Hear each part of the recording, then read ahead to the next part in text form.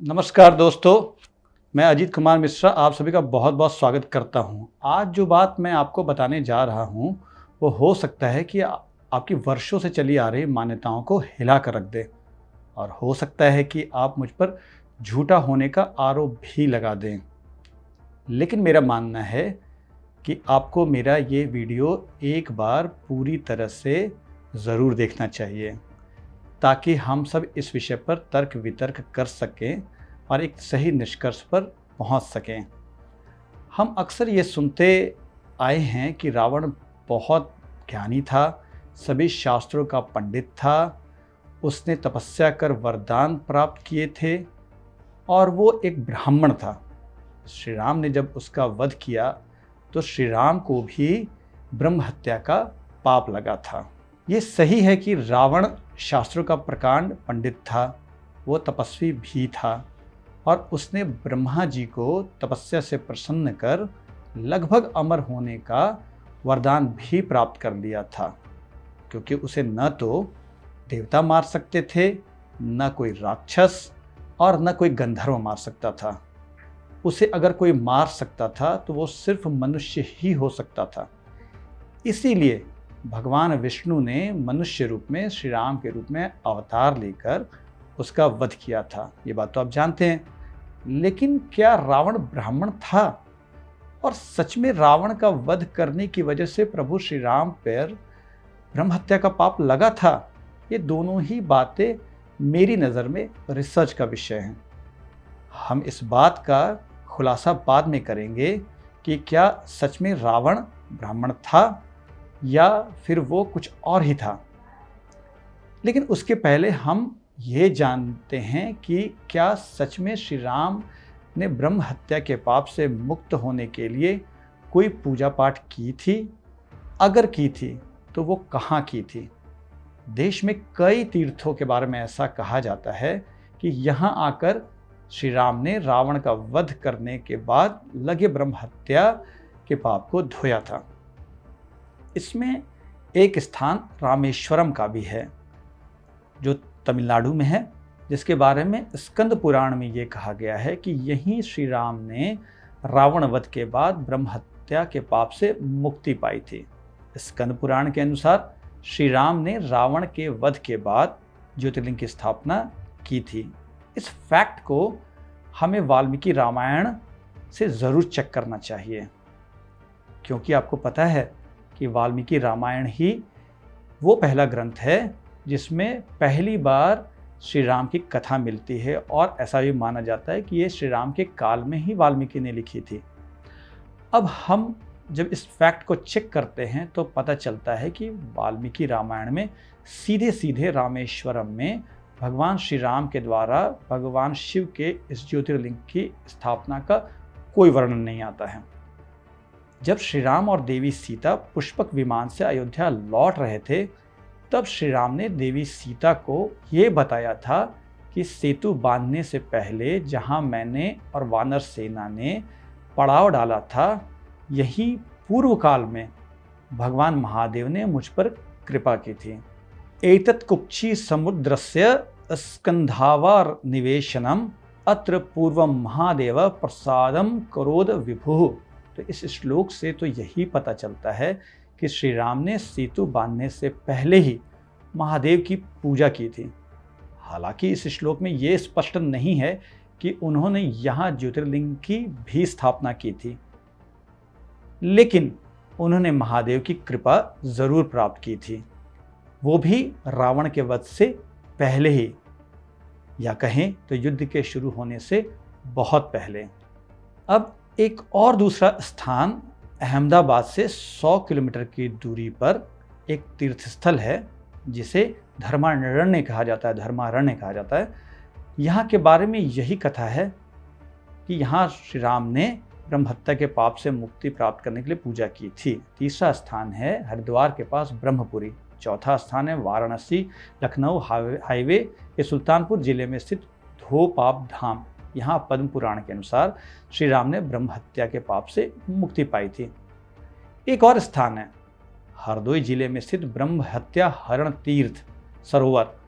जहाँ श्री राम ने रावण का वध करने के बाद लगे ब्रह्म हत्या के पाप से मुक्ति पाई थी।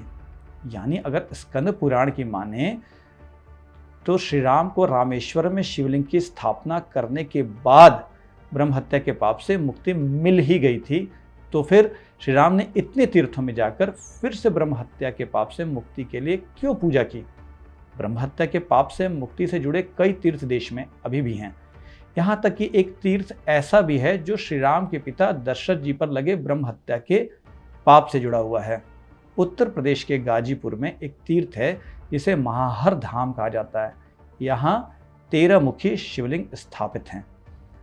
यहाँ की मान्यता ये है कि जब दशरथ जी ने ब्राह्मण पुत्र श्रवण कुमार का वध किया था तो उन्हें भी ब्रह्म हत्या का पाप लग गया था और इसी पाप से मुक्ति के लिए वो महाहर धाम आए थे और यहीं पूजा करने से दशरथ जी को भगवान शिव की कृपा से ब्रह्म हत्या के पाप से मुक्ति मिली थी। लेकिन वाल्मीकि रामायण को अगर हम पढ़ें तो श्रवण कुमार ब्राह्मण था ही नहीं, वो तो वर्ण संकर जाति से आता था। जब दशरथ जी ने श्रवण कुमार को बाण मारा था, शब्द भेदी बाण मारा था और वो दर्द से बिलखने लगा था, तो दशरथ जी उसके पास आए और उसे मुनि के रूप में देखकर ये समझ गए कि लगता है कि उन्होंने किसी ब्राह्मण को मार डाला है और उन्हें ब्रह्म हत्या का पाप लग गया है। वाल्मीकि रामायण के अयोध्या कांड के इस श्लोक को हम एक बार देखते हैं। इसमें श्रवण कुमार खुद अपनी जाति बता रहे हैं और कह रहे हैं कि मैं ब्राह्मण नहीं हूं, इसलिए तुम्हें ब्रह्म हत्या का पाप लग ही नहीं सकता। ब्रह्म हत्या कृत ताप हृदयाद पनीयताम न द्विजाति रह राजन माँ भूत ते मनसो व्यथा। श्रवण कुमार यहाँ दशरथ जी से कहते हैं कि हे दशरथ, मुझसे ब्रह्म हत्या हो गई है, इस चिंता को अपने दिल से निकाल दो। राजन, मैं ब्राह्मण नहीं हूँ, इसलिए तुम्हारे मन में ब्रह्म हत्या को लेकर चिंता नहीं होनी चाहिए। इसके बाद के श्लोक में श्रवण कुमार अपनी वर्ण संकर जाति के बारे में बताते हुए कहते हैं कि शूद्रायास्मि वैश्येन जाति नरवराधिप, यानी नरश्रेष्ठ मैं वैश्य पिता द्वारा शूद्र जातीय माता के गर्भ से उत्पन्न हुआ हो। तो अगर दशरथ जी को ब्रह्म हत्या का पाप लगा ही नहीं था तो फिर इस तीर्थ से जुड़ी ये कहानी कैसे प्रचलित हो गई, ये भी एक रहस्य है। इसलिए हमें श्री राम के ऊपर लगे ब्रह्म हत्या के पाप की सत्यता को लेकर भी थोड़ा रिसर्च करना चाहिए। अब क्यों इन तीर्थों को श्री राम के ब्रह्म हत्या के पाप से जोड़ा गया, इसको लेकर मैं आपको बाद में बताऊंगा। पर हम अब मूल मुद्दे पर आते हैं कि क्या रावण ब्राह्मण था? सच में ब्राह्मण था? रावण को ब्राह्मण मानने के पीछे कुछ सिंपल से तर्क दिए जाते हैं। जैसे कि पहला तर्क है कि वो ऋषि विश्रवा का पुत्र था और ऋषि पुलस्त्य का पौत्र था, इसलिए वो ब्राह्मण था। लोग रामचरितमानस का एक दोहा अक्सर बोल देते हैं, जिसे आप भी जानते होंगे शायद, कि ऋषि पुलस्त्य जसु विमल मयंका तेहि शशि महुजनी होहु कलंका। लेकिन इसमें सिर्फ तुलसीदास जी ने ये कहा है कि ऋषि पुलस्त्य जी का यश निर्मल चंद्रमा के समान है, उस चंद्रमा में तुम कलंक मत बनो रावण। ये प्रसंग उस समय का है जब हनुमान जी रावण के दरबार में गए थे और उन्होंने रावण से ये कहा था कि वो प्रभु श्री राम के शरण में वापस लौट आए और माता सीता को लौटा दे। इसी संदर्भ में तुलसीदास जी ने रावण के बारे में हनुमान जी से ये कहलवाया है कि तुम ऋषि पुलस्त्य के कुल से आते हो और वो उनका जो यश है वो निर्मल चंद्रमा के समान है, तो तुम क्यों कलंक बन रहे हो, क्यों ऐसा कार्य कर रहे हो, क्यों तुमने सीता का माता का हरण कर रखा है, तुम उसे लौटा दो और ऋषि पुलस्त्य जी के वंश के सम्मान की रक्षा करो। यहाँ तुलसीदास जी ने न तो ऋषि पुलस्त्य को ब्राह्मण कहा है और न ही रावण को उस वंश का होने की वजह से ब्राह्मण कहा है। कई ऋषि ऐसे भी हुए हैं जो ब्राह्मण नहीं थे, जैसे वाल्मीकि और व्यास के ब्राह्मण होने के लेकर के अक्सर विवाद होता रहता है। रामायण में ही जावाल ऋषि का जिक्र आता है, वो भी ब्राह्मण नहीं थे, एक वैश्या के पुत्र थे। मैंने आपको अभी बताया कि श्रवण कुमार के माता पिता मुनि थे, लेकिन वैश्य वर्ण से उनके पिता आते थे और माता उनकी शूद्र वर्ण की थी, इसलिए वो वर्ण संकर थे। विश्वामित्र भी जन्म से क्षत्रिय थे, तपस्या से ब्राह्मण बने थे। इसलिए ऋषि का पुत्र होना, ब्राह्मण पुत्र होना दो अलग अलग बातें हैं। ऋषि का पुत्र होना ब्राह्मण होने की गारंटी नहीं है। श्री राम पर ब्रह्म हत्या का पाप लगा था, तो फिर मेघनाथ को मारने के लिए लक्ष्मण जी के ऊपर भी ब्रह्म हत्या का पाप लगा होगा। हनुमान जी ने भी तो रावण के पुत्र अक्षय कुमार का वध किया था, तो उनको भी ब्रह्म हत्या का पाप लगा होगा। तो सिर्फ श्री राम और लक्ष्मण जी ने खुद को ब्रह्म हत्या के पाप से क्यों मुक्त किया? क्यों ऐसे किसी तीर्थ के बारे में जानकारी नहीं मिलती जहां हनुमान जी ने ब्रह्म हत्या के पाप से मुक्ति प्राप्त करने के लिए तपस्या की थी? हाँ, लक्ष्मण जी के बारे में ये भी कहा गया है कि उन्होंने उत्तराखंड के एक तीर्थ में मेघनाथ के वध के वजह से लगे ब्रह्म हत्या के पाप से मुक्ति पाने के लिए पूजा की थी, पर ऐसा कोई जिक्र वाल्मीकि रामायण या किसी दूसरे रामायण में नहीं मिलता है। और हनुमान जी के बारे में तो कोई जिक्र ही नहीं आता है, क्योंकि उन्होंने रावण के पुत्र अक्षय कुमार का वध किया था और अक्षय कुमार भी उस हिसाब से ब्राह्मण होना चाहिए, लेकिन उन्होंने तो ब्रह्म हत्या के पाप से मुक्ति पाने के लिए किसी प्रकार की तपस्या नहीं की थी, ना ऐसा कोई तीर्थ है। एक प्रश्न और ये है कि श्री राम के बारे में ये कहा गया है कि रामो विग्रहवान धर्मः, यानी राम धर्म की मूर्ति हैं। तो क्या वो ये नहीं जानते थे कि ब्राह्मण को शास्त्रों के अनुसार प्राणदंड दिया ही नहीं जा सकता है? फिर उन्होंने ये जानते बूझते हुए रावण का वध ही क्यों किया? वो उसे कैद भी कर सकते थे और इसके बाद माता सीता को कैद से मुक्त भी करा सकते थे। इसका अर्थ साफ है कि श्री राम और वाल्मीकि दोनों ही ये जानते थे कि रावण ब्राह्मण था ही नहीं। इसलिए वाल्मीकि ने जब पहली बार रामायण की रचना की तो उन्होंने रावण को कहीं भी किसी भी श्लोक में ब्राह्मण के रूप में दिखाया ही नहीं है। आज से 600 साल पहले, ज़्यादा दिन की बात नहीं है, आज से 600 साल पहले जब गोस्वामी तुलसीदास जी ने रामचरितमानस लिखी, तब उन्होंने भी कहीं भी किसी भी दोहे में रावण को ब्राह्मण नहीं बताया। यहाँ तक कि कालिदास रचित रघुवंशम में भी रावण को कहीं ब्राह्मण के बारे में बताते हुए नहीं लिखा गया है। रावण के कुल के बारे में सभी राम कथाओं में यही जिक्र मिलता है कि वो ब्रह्मा के पौत्र ऋषि विश्रवा का पुत्र था, लेकिन ये कहीं नहीं लिखा गया है कि विश्रवा या फिर उनका पुत्र रावण ब्राह्मण थे। रावण के लिए जहाँ भी कोई उल्लेख आता है उसे राक्षस जाति का ही बताया गया है, उसे निशाचर ही कहा गया है, उसे राक्षसों का राजा बताया गया है, लेकिन ब्राह्मण उससे कहीं भी नहीं बताया गया है। रावण के पिता के कुल के बारे में रामायण और रामचरितमानस में जो बातें आती हैं, पहले उसे हमें जानना चाहिए। इसके बाद हम ये तय करेंगे कि रावण सच में ब्राह्मण था भी या नहीं था, या फिर ये बाद में कुछ जोड़ा गया है। वाल्मीकि रामायण के अरण्यकांड में रावण जब माँ सीता का हरण करने के लिए आता है तो माँ सीता उसे ब्राह्मण समझ लेती है और ब्राह्मण समझकर ये पूछती हैं कि सत्वनाम च गोत्र च कुलमाक्षव तत्वतः एकश्च दंडकारण्य किम अर्थ चरसी द्विज। हे ब्राह्मण, अब आप भी अपने नाम गोत्र और कुल का ठीक ठीक परिचय दीजिए। आप अकेले इस दंडकारण्य में किस लिए विचर रहे हैं? माँ सीता के इस प्रकार परिचय पूछने पर रावण क्या कहता है, ये भी आपको जरूर जानना चाहिए। येन वित्रासिता लोका सदेवासुर मानुषा अह स रावणो ना सीते राक्षर गणेश्वर, यानी सीते जिसके नाम से देवता, असुर और मनुष्यों सहित तीनों लोग थर्रा जाते, मैं वही राक्षसों का राजा रावण हूँ। तो रावण भी खुद को राक्षस बताता था, न कि ब्राह्मण।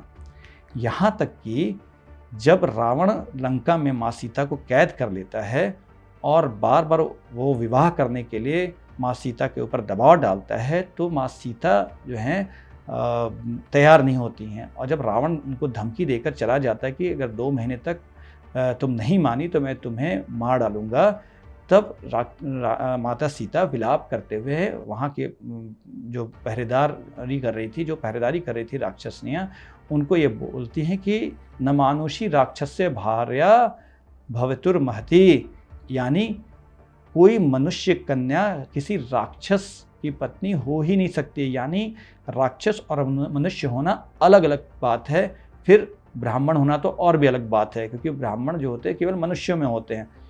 तो फिर रावण अगर राक्षस था तो फिर ये बात भी सही है कि वो ऋषि विश्रवा का पुत्र था।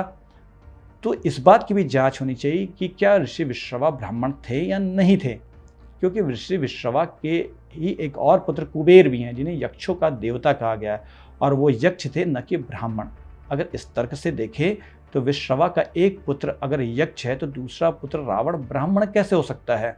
यक्ष तो एक अलग योनि है, जैसे राक्षसों की योनि होती है, वो मनुष्य नहीं होते हैं। तो हमें रावण के ब्राह्मण होने के दावे पर रिसर्च करने से पहले ये देखना चाहिए कि क्या ऋषि पुलस्त्य और उनका पुत्र विश्रवा ब्राह्मण थे या फिर ब्रह्मा के कुल से आते थे। ध्यान दीजिएगा कि क्या ब्रह्मा के कुल से आते थे। पुराणों में ब्रह्मा जी के द्वारा सृष्टि की रचना को ठीक से समझने के बाद ही हम इस निष्कर्ष पर पहुंच सकेंगे क्या पुलस्त्य और विश्रवा को ब्राह्मण माना जाना चाहिए या नहीं चाहिए। लगभग सभी पुराणों के अनुसार जब ब्रह्मा जी ने पहली बार सृष्टि की रचना की तो उन्होंने अपने शरीर से 4 पुत्र पैदा किए, जिन्हें सनत कुमार कहा जाता है। अपने शरीर से किसी को उत्पन्न करना अमैथुनी सृष्टि कहलाती है, यानी एसेक्सुअल रिप्रोडक्शन। ऐसा कुछ जीवों और पौधों में हम देखते हैं। किसी पौधे की टहनी को अगर हम काट लेते हैं तो उसको अगर ज़मीन पे लगा देते हैं तो उससे एक नया पौधा बन जाता है। इसे ही एसेक्सुअल रिप्रोडक्शन कहा जाता है। कुछ जीवों में भी ऐसा पाया जाता है, जैसे अमीबा सबसे अच्छा एग्जाम्पल है। तो ब्रह्मा जी ने शुरू की 3 सृष्टियों का निर्माण सेक्सुअल रिप्रोडक्शन की टेक्निक से की। पहली बार उन्होंने अपने शरीर से सनत कुमारों को उत्पन्न किया, लेकिन सनत कुमारों को सृष्टि के विस्तार करने में कोई इंटरेस्ट नहीं था, इसलिए उन्होंने ब्रह्मा जी से सृष्टि का विस्तार करने से मना कर दिया और वो विष्णु जी के शरण में चले गए, उनके भक्त कहे गए। इसके बाद ब्रह्मा जी निराश हो गए, उन्होंने फिर से अपनी भ्रिकुटी से रुद्र को उत्पन्न किया और रुद्र को उन्हें सृष्टि का विस्तार करने का काम सौंपा, लेकिन रुद्र ने अपनी ही सृष्टि का संहार शुरू कर दिया। इसलिए ब्रह्मा जी ने तीसरी बार अपने शरीर के अलग अलग अंगों से मानस पुत्र को उत्पन्न किया, जिनमें कुछ नाम बहुत ही प्रसिद्ध हैं। ये हैं ऋषि मारीचि, वशिष्ठ, अत्रि, अंगिरा, पुलस्त्य, पुलह, दक्ष आदि। नारद को भी माना जाता है। ब्रह्मा जी ने इन्हें भी सेक्सुअल रिप्रोडक्शन के जरिए सृष्टि उत्पन्न करने का आदेश दिया। ऋषि मरीचि के पुत्र के रूप में कश्यप उत्पन्न हुए, जिन्होंने ब्रह्मा जी के पुत्र दक्ष की 13 पुत्रियों से विवाह किया। इन पुत्रियों में दिति, अदिति, दनु, सिंहिका, कद्रु, विनीता बहुत फेमस हैं। दिति से दैत्य पुत्र उत्पन्न हुए, जिसमें हिरण्यकश्यप, हिरण्याक्ष प्रसिद्ध हैं, और इससे दैत्यों का वंश चला। अदिति जो उनकी पत्नी थी, उससे 12 आदित्य उत्पन्न हुए, जिसमें इंद्र, वरुण, धाता, अयरमा, विवस्वान, सूर्य और वामन बड़े प्रमुख माने जाते हैं। इनसे देवताओं का वंश चला। धनु से दानव वंश उत्पन्न हुए, सिंहिका से राहु उत्पन्न हुआ, कद्रु से नाग जाति की उत्पत्ति हुई और विनता से गरुड़ और अरुण उत्पन्न हुए। पुलस्त्य के 2 और बेटे हुए, एक थे विश्रवा और दूसरे थे ऋषि अगस्त्य। तो अगर पुलस्त्य को हम ब्राह्मण मान दें और उनके पुत्रों को भी ब्राह्मण माना जाए तो इस तर्क से तो कश्यप के पुत्रों दानवों, दैत्यों और आदित्य यानी देवताओं को भी हमें ब्राह्मण मानना चाहिए, यहाँ तक कि नागों को भी मानना चाहिए। लेकिन क्या दैत्यों और दानवों और गरुड़ और पक्षियों, इन सबको हम ब्राह्मण मानते हैं? क्या गरुड़ पक्षी को कहीं भी ब्राह्मण माना गया है? क्योंकि गरुड़ भी तो ऋषि कश्यप के ही पुत्र हैं, नहीं ना? तो फिर ऋषि विश्रवा को ब्राह्मण कैसे मान लिया जाए? और फिर उनके पुत्रों रावण और कुबेर को कैसे हम ब्राह्मण मान लें? आप ही बताइए। तो इन्हें अगर कुछ भी कहा जा सकता है तो यही कहा जा सकता है कि ये ब्रह्मा के कुल या वंश से जुड़े हैं, न कि ये लोग ब्राह्मण हैं। ब्राह्मण जाति सिर्फ मनुष्य में पाई जाती है। ब्रह्मा जी ने जब अपने मानस पुत्रों के माध्यम से सृष्टि का विस्तार किया तो उसमें मनुष्यों का जन्म नहीं हुआ था। तब ब्रह्मा जी ने शास्त्रों के अनुसार अपने शरीर से मनु और शत्रुपा को उत्पन्न किया और उन्हें मैथुनी सृष्टि यानी सेक्सुअल रिप्रोडक्शन के जरिए सृष्टि का विस्तार करने का आदेश दिया। मनु से ही मानवों की उत्पत्ति हुई, इसलिए मनु से मानव कहे जाते हैं। और फिर मनु के पुत्र और उनके वंशज ही अपने अपने कर्मों के अनुसार ब्राह्मण, क्षत्रिय, वैश्य और शूद्र के रूप में संसार भर में विभाजित होकर के फैल गए। तो रावण न तो मनुष्य था और न ही ब्राह्मण, बल्कि वो ब्रह्मा के कुल से था, जिस प्रकार सभी दानव, दैत्य और राक्षस और देवता आते हैं। अब राक्षसों की उत्पत्ति कैसे हुई, हमें ये भी जानना चाहिए। तो इसको जानने के बाद ही हम समझ पाएंगे कि रावण की असलियत क्या है। तो वाल्मीकि रामायण के उत्तरकांड के अनुसार ब्रह्मा जी ने पानी के अंदर रहने वाले जीवों की रक्षा और उनके अंदर संस्कार, यज्ञों का संस्कार उत्पन्न करने के लिए कुछ नए ही प्रकार के प्राणियों की सृष्टि की। इन नए प्रकार के प्राणियों में जिन लोगों ने जिन लोगों के गुट ने पानी के अंदर रहने वाले जीवों की रक्षा का भार अपने ऊपर लिया, उन्हें राक्षस कहा गया। और जिन लोगों ने ये जिम्मेवारी ली कि वो पानी के अंदर रहने वाले जीवों को यज्ञ और संस्कार सिखाएंगे, उन लोगों को, उस गुट को हमने यक्ष कहा। लेकिन धीरे धीरे इन राक्षसों यक्षों ने पृथ्वी के भी कई भागों पर कब्जा कर लिया। अब बाद में तो ब्रह्मा जी ने विश्रवा के बेटे कुबेर को तो इन विचित्र प्राणियों यानी यक्षों और राक्षसों का राजा बना दिया। गौर कीजिएगा कि कुबेर राक्षसों के भी राजा हैं और उन्हें बाद में लंका में ब्रह्मा जी ने बसा दिया। लेकिन जल्द ही राक्षसों और यक्षों के बीच भी आपस में लड़ाई शुरू हो गई। राक्षसों के नेता के रूप में रावण के नाना माली, सुमाली और माल्यवान बहुत ताकतवर हो गए। एक समय तो ऐसा आया कि इन तीनों ने देवताओं के लोकों पर भी हमला करना शुरू कर दिया। तब भगवान विष्णु ने माली, सुमाली और माल्यवान के साथ बहुत ही भयंकर युद्ध किया और उन्हें लंका से खदेड़कर पाताल लोक भेज दिया। अब पाताल लोक तो ये चले गए, लेकिन सुमाली बदला लेने की फिराक में लगा रहा देवताओं से। तब सुमाली ने सोचा कि अगर उसे फिर से लंका पर कब्जा करना है तो उसकी सेना में एक ऐसा शक्तिशाली नेता होना चाहिए जिसके पास ब्रह्मा के कुल की शक्ति हो। तब उसने अपनी बेटी कैकसी को, जो रावण की माँ भी थी, उसे विश्रवा के पास भेजा और ये शर्त लगाई अपनी बेटी पर कि विश्रवा और कैकसी से उत्पन्न जो बेटे होंगे, संतान होंगी, वो राक्षसों के वंश में शामिल किए जाएंगे। एक्चुअली सुमाली ने जो शर्त लगाई थी उसे दौहित्र परंपरा कहते हैं, जिसकी शुरुआत ब्रह्मा जी के पुत्र दक्ष प्रजापति ने की थी।